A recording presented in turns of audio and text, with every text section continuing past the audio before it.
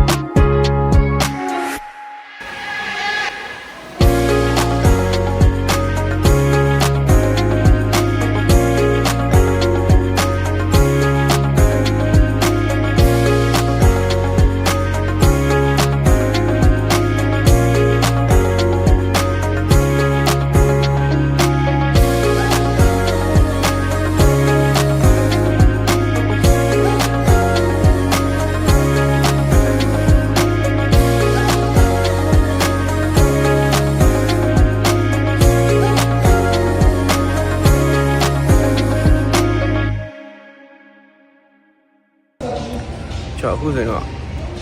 အခွာရီယံတော့ပြီးသွားပြီပေါ့နော်အတွေ့အကြုံရပြောမယ်ဆိုရင်တော့တော်တော်လေးတော့တန်တယ်တော့ထင်ပါတယ်တန်တယ်တော့ထင်တယ်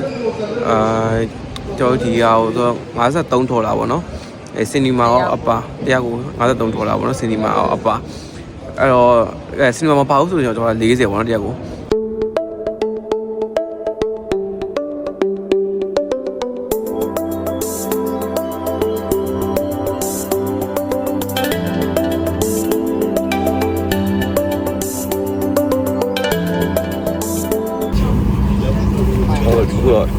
ပင်ဝင်ရပါပြီအဲ့ဒါလေးက vlog ရတော့